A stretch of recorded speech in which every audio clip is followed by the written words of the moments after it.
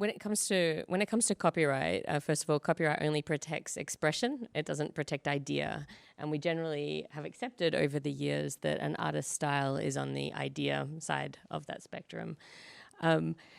But that doesn't mean that in response to the fact that now, and so we were playing around with this afternoon in my copyright class in the masters, and one of the prompts that we used was to, like, first of all, okay, create an image of a law school, and then create an image of a law school in the style of Wes Anderson, but then create an image of a law school in the style of Kathy Wilcox, right? And I was really curious to see, when somebody suggested that, how well, like, an Australian cartoonist would be represented in the training database, whether we'd get something that was, like, at all recognizable.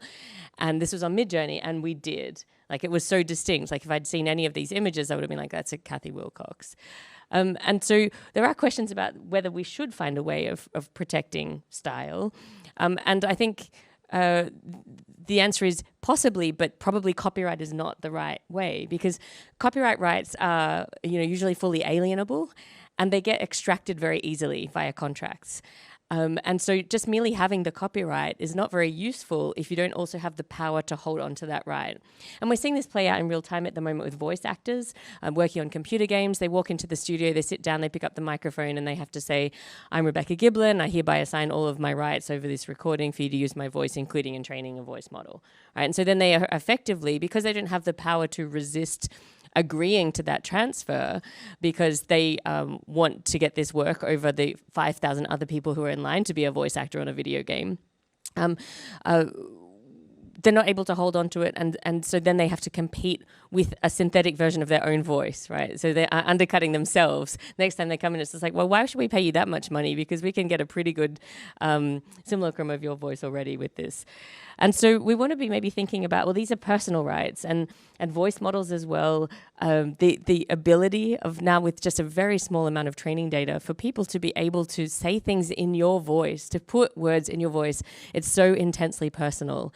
And I think that focuses attention on, invites us to think about, well, what is due to us as humans, right? And is the personal nature of what's going on, does that invite us to think about what's different between humans and machines? And indeed, like, just take it one tiny step further, what's different between humans and corporations? And do we need it to be treated differently? And so I'd say we need to think really carefully about these questions, but I would also avoid rushing into any kind of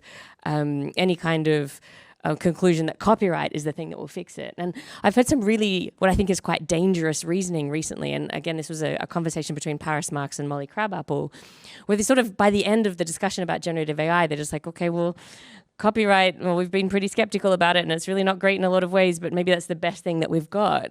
And I think that's dangerous, to just settle for this thing that has done a really poor job of getting artists paid, and has also achieved a lot of collateral damage in terms of the loss of culture through rights that are often overbroad and extend anybody's interest in them.